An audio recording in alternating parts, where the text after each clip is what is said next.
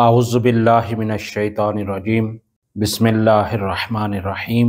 फ़न खिताबत का हमारा ये दूसरा दौरा चल रहा है, जिसका उन्वान है मसाइब पढ़ने का तरीका।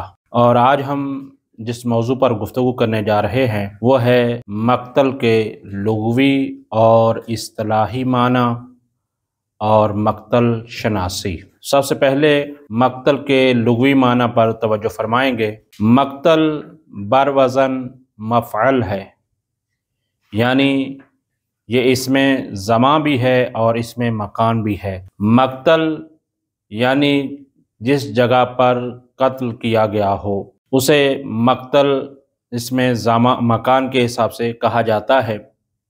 बाज़ लोग यहाँ पर एक इस्लाह करना ज़रूरी समझता हूँ।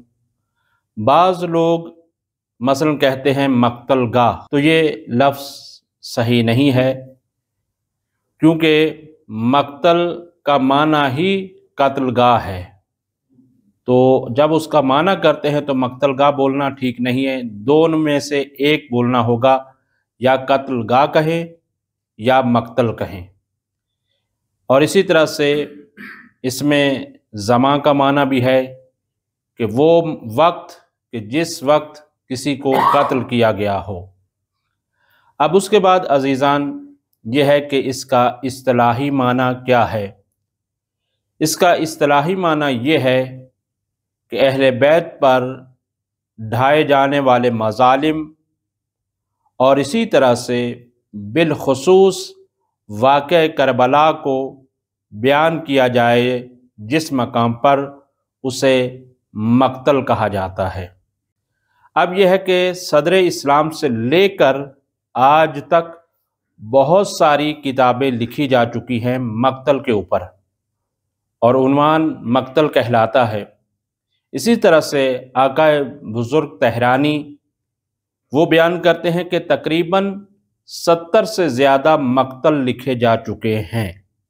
जो उनकी तहकीक है वो कहते हैं कि 70 से ज़्यादा मक्तल मौजूद है। अब यह है कि मक्तल सबसे पहले इस हवाले से भी इख्तिलाफ पाया जाता है कि सबसे पहला मक्तल कौन सा है। तो उसके हवाले से कुछ हमारी भी अपनी तहकीक है, उसको भी हम बयान करेंगे, जो मशहूर है वो भी ज़िक्र करेंगे।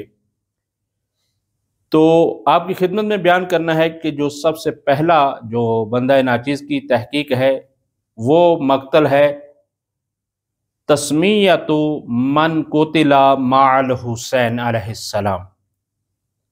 तस्मीयतु मन कुतिला माअल इमाम हुसैन अलैहिस्सलाम, उन शुहदा के नाम के जो इमाम हुसैन अलैहिस्सलाम के साथ शहीद हुए थे।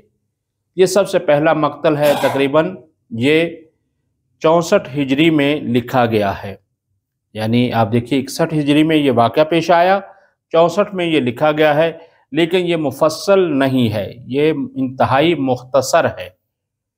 और क्योंकि वाज़ेह है, नाम से ही वाज़ेह है कि सिर्फ नामों को बयान किया गया है। किताबचा होता है ना, किताबचे की सूरत में ये मक्तल मौजूद है, सॉफ्टवेयर में है, बाज़ार में किताब की शक्ल में शायद ना मिले। सबसे पहली ये किताब है। उसके बाद आयुन आते हैं, आपकी खिदमत में बयान करते हैं कि मक्तल असबग बिन नबाता, ये दूसरा हमारी तहकीक के मुताबिक मक्तल बनता है, लेकिन मशहूर ये है कि यही पहला मक्तल है। मशहूर जो आम पाया जाता है यही पहला मक्तल है। और ये भी एक अज़ीम शख्सियत हैं, मौला के असहाब में से हैं, अमीरुल मोमिनीन अलैहिस्सलाम असबग बिन नबाता। ख़ुद हज़रत अली अलैहिस्सलाम की शहादत के वक्त भी ये मौजूद थे और चंद रवायात इनसे भी मनकूल हैं, लिहाजा ये अव्वल मक्तल के नाम से मशहूर है। उसके बाद आयुन मकातुत तालिबीन अबुल फ़रज अस्फ़हानी, ये उनकी किताब है। और उसके बाद आयुन किताब है, मसलन इसमें जो ज़िक्र किया गया है ये ज़हन में रहे, इस किताब के अंदर फ़र्ज़ंदान हज़रत अबू तालिब अलैहिस्सलाम उनकी ज़िंदगी के, यानी औलाद हज़रत अबू तालिब अलैहिस्सलाम, उनकी ज़िंदगी के हालात को बयान किया गया है और उनके नामों को बयान किया गया है। उसके बाद यह है कि मक्तल अबी मिखनफ़, देखिए क्योंकि हमारी जो गुफ्तगू होती है, आप तो माशाल्लाह उलमा हैं, इस चीज़ से आगाह हैं, لیکن کیونکہ ہماری گفتگو ریکارڈنگ کی صورت میں ہمارے عزیزان بھی اس سے استفادہ کرتے ہیں، جو بر صغیر میں یا اس کے علاوہ جہاں کہیں بھی اردو زبان سمجھنے والے لوگ ہیں وہ دیکھتے بھی ہیں، سنتے بھی ہیں، تو اس وجہ سے یہ ہے کہ ان کے لیے یہ ضروری سمجھ رہا ہوں کہ بہت سارے لوگ جیسے عام طور پر لفظ فدق بول جاتے ہیں، فدق نہیں ہے بلکہ فدق ہے۔ اسی طرح سے ابو مخنف بعض بولتے ہیں، بعض اس کے علاوہ تلفظ کرتے ہیں، لہٰذا اس کا صحیح تلفظ جو ہے وہ ہے مقتل ابی مخنف یا ابو مخنف، اصل تلفظ مخنف پر توجہ رہے۔ یہ کتاب اپنے اعتبار سے یہ ہے کہ، لیکن اس کی وضاحت کچھ آگیون یہ ہے کہ یہ کتاب آج اصلی حالت میں موجود نہیں ہے۔ تو اس کی خصوصیت کیا ہے، یہ کہاں سے اب جو مقتل چھپا ہوا ہے یہ کس طرح سے آیا ہے؟ تو اس کی تحقیق یہ بتاتی ہے کہ یہ اصل میں تاریخ طبری سے لیا گیا ہے۔ تاریخ طبری کے اندر جو روایات لی گئی ہیں ابی مخنف سے، ان کو اکٹھا کیا گیا ہے، اور اسی طرح سے اور بھی بعض ایسے مقتل ہیں جیسے مقتل شیخ مفید، ان سے بھی بہت ساری روایات ہیں کیونکہ انہوں نے بھی بیان ابو مخنف سے لی ہیں۔ تو اس طرح سے ملا کر ان باقی مقتل کی کتابوں سے ایک جمع کر دی گئی ہے کتاب، اور اس کا عنوان بنا دیا گیا ہے مقتل ابی مخنف۔ تو یہ اس کا ایک تاریخچہ تھا۔ اس کے بعد آگیون مقتل خوارزمی، یہ بھی انتہائی مشہور ترین مقتل ہے۔ یہ 556 ہجری میں یہ لکھا گیا ہے، اور اسی طرح سے یہ ہے کہ بہرحال اس کی 2 جلدیں ہیں، اور اس کے اکثر جو مطالب لیے گئے ہیں یہ پہلے والی کتابوں سے لیے گئے ہیں۔ وہ ہے مثلا ابن عاصم کی کتاب سے یہ مقتل لیا گیا ہے، اخذ شدہ ہے۔ اب اس کے بعد آگیون آتے ہیں، بہت ہی مشہور و معروف کتاب ہے، ظاہراً اس کا اردو میں بھی ترجمہ ہو چکا ہے، الدمعۃ الثاقبہ فی احوال النبی و عطرۃ الطاہرہ، یہ اس کا مکمل نام ہے۔ لہٰذا یہ بھی مشہور کتاب ہے مقتل کی، اس کا بھی مطالعہ کیا جاتا ہے۔ اس کے بعد مقتل الحسین، یہ عبد الرزاق مکرم یعنی قاف نقطے والے کے ساتھ ہے، یہ مقتل المکرم کے نام سے بھی مشہور و معروف ہے۔ اس کے بعد نفس المہموم، یہ محدث قمی کی کتاب ہے، اور اس کا نام بھی اصل میں اسی روایت کے مطابق رکھا گیا ہے جو امام جعفر صادق علیہ السلام سے روایت ہے کہ نفس المہموم لظلم نا تسبیح، جو روایت ہے اسی کا پہلا حصہ یہ کتاب کا نام ہے۔ اس کے بعد لحوف ہے، اس کا بھی اردو میں ترجمہ ہو چکا ہے۔ اب یہ ہے کہ منہاج الدموع ہے اور الابراہ، اور اس کے علاوہ ہے مسیر الاحزان، مسیر ہے لفظ، مسیر نہیں ہے، بعض اس کو مسیر بھی پڑھتے ہیں، تو مسیر الاحزان، شیخ نجم الدین جعفر بن محمد بن جعفر، یہ ان کی کتاب ہے، اور یہ معروف ہے ابن نما، جو آپ فقہ کی کتابیں بھی جن کی پڑھتے ہیں، اور اسی طرح سے ابن نما کی معروف شخصیت ہے اس حوالے نام سے۔ اور اس کے ساتھ ساتھ یہ ہے کہ یہی جو مسیر الاحزان نام ہے، اسی نام سے صاحب جواہر کی بھی کتاب ہے، یعنی نام مصنفین 2 ہے اور کتاب کا نام ایک ہی ہے، تو اس میں کہیں خلط ملط نہ ہو جائے کہ یہ کس کے ہے، تو اس کے لیے ضروری ہے کہ یہ ابن نما کی کتاب ہے جو مقتل مشہور ہے، اس سے پہلے قدماء میں سے ہیں، تو ان کے بعد یہ ہے کہ صاحب جواہر کی بھی اسی نام سے کتاب موجود ہے۔ اب اس کے بعد یہ ہے کہ روضۃ الشہداء، اسرار الشہادہ یا اسرار الشہادہ دونوں طرح سے پڑھا جا سکتا ہے بہرحال۔ منتہی الاعمال، یہ بھی آپ جانتے ہیں کہ بہت ہی اہم ترین کتاب ہے، اس کے اندر اہل بیت علیہ السلام کی زندگی کے حالات لکھے گئے ہیں، اور آخر میں مصائب بھی لکھے گئے ہیں۔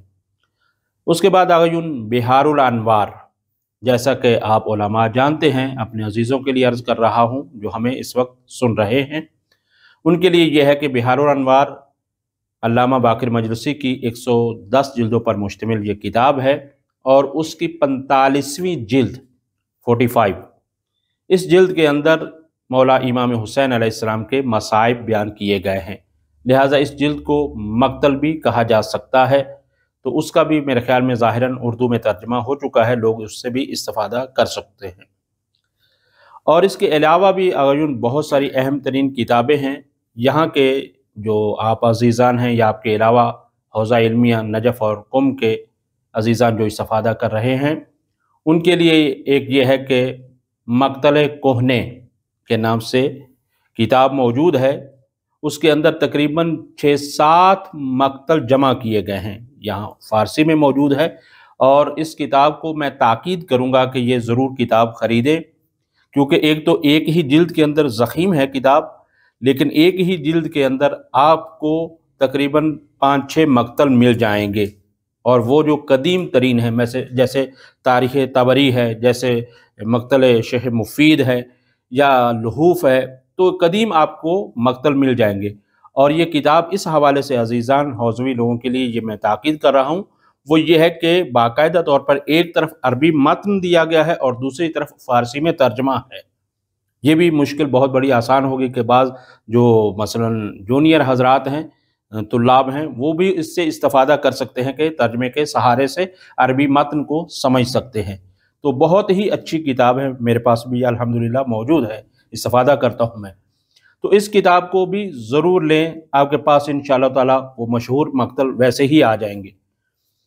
اسی کے ساتھ ساتھ مقتل کی اور بھی بہت ساری کتابیں موجود ہیں، یہ ساری کی ساری میں نے ذکر نہیں کی ہیں، ورنہ یہ ہے کہ علی نظری منفرد، ان کی کتابیں بھی بہت اہم ترین ہیں، اور ان کی قصہ ہائے اہل بیت، ان کی 5ویں جلد مولا امام حسین علیہ السلام پر ہے، ٹھیک ہے، اس سے بھی آپ بھرپور طریقے سے استفادہ کر سکتے ہیں، بہت اچھے سے انہوں نے روایات کو جمع کیا ہے۔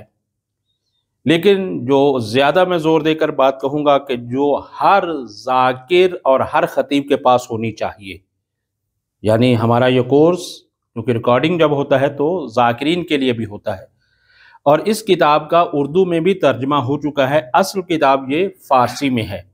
وہ کون سی ہے؟ فرہنگ عاشورہ۔ فرہنگ عاشورہ آغا جواد محدثی کی کتاب ہے، معاصر ہیں ہمارے، حیات ہے، اللہ تعالیٰ ان کو طول زندگی عطا فرمائے، بہت ان کی قلمی خدمات ہیں۔ ان کی یہ کتاب میں کیوں زیادہ زور دے کر کہہ رہا ہوں کہ ہر ایک کے پاس ہونا ضروری ہے، جیسا کہ وہ نام سے واضح ہے کہ فرہنگ عاشورہ، یعنی آپ جیسے لغت میں دیکھتے ہیں کہ ہر ایک لفظ کو دیکھتے ہیں اور پھر اس کے معنی آپ دیکھتے ہیں، اسی طرح سے کربلا کے متعلق جو بھی آپ کے ذہن میں آئے گی وہ انشاءاللہ تعالیٰ الف ب ت کے حساب سے اس میں درج ہے۔ مثلا آپ جاننا چاہتے ہیں کہ زیارت ناحیہ کیا ہے، اب آپ جائیں مفصل کتابوں کو ڈھونڈیں، نہیں، آپ صرف اور صرف آپ یہی ناحیہ نون والے حرف میں آپ آ جائیں گے، آپ کو زیارت ناحیہ مل جائے گی۔ یا اسی طرح سے آپ اور کوئی چیز دیکھنا چاہتے ہیں، اور بالخصوص جیسا کہ ہمارا یہ سلسلہ چل رہا ہے مقتل، تو مقتل کو آپ خود دیکھ لیں، وہاں پر تفصیل دی گئی ہے۔ پھر اس کے علاوہ لفظ کربلا، کربلا کے کیا معنی ہیں وہ انشاءاللہ تعالیٰ جیسا کہ ہمارا دوسرا درس آئے گا ورود کربلا کے حوالے سے، جیسے عزیزان نے پڑھا ہے، اس میں ہم ذکر کریں گے کہ کربلا کا اصل یہ نام کیوں ہے، اس کی وجہ تسمیہ کیا ہے، اور یہ کن حروف سے مرکب ہے، اس کا معنی کیا ہے، کربلا کا معنی کیا ہے۔ تو اسی طرح سے جو بھی آپ سوچتے چلے جائیں گے، مثلا شہزادہ علی اکبر کے مصائب آپ کو پڑھنے ہیں تو اس میں آپ کو ایک جگہ پر کچھ چیزیں اکٹھی مل جائیں گی، تو اس کی وضاحت مل جائے گی۔ تو اس وجہ سے یہ فرہنگ عاشورہ ہر ایک طالب علم جو خصوصاً صاحب منبر ہے، چاہے وہ ذاکر ہے یا خطیب ہے، اس کے پاس یہ کتاب کا ہونا بہت ضروری ہے۔ آپ جب یہ آپ کے پاس کتاب ہو تو آپ اللہ کا شکر ادا کریں گے، آپ کے پاس بہت ساری چیزیں موجود ہیں کہ کوئی چیز بھی آ کر پوچھے آپ کو اس میں انشاءاللہ تعالیٰ مل جائے گی کربلا کے متعلق۔ اب اس حوالے سے یہ کتاب کو ہم نے زیادہ زور دے کر کہا ہے۔ خداوند متعال سے دعا کرتے ہیں کہ رب ذوالجلال ہمیں اتنی توفیق عطا فرمائے کہ ہم مولا کے حقیقی مصائب کی صحیح تحقیقی انداز میں اس کی تحقیق کر کے اس کو پڑھ سکیں اور باقی لوگوں تک پہنچا سکیں انشاءاللہ تعالی۔ وصلی اللہ علی محمد وآل محمد وعجل فرجہ۔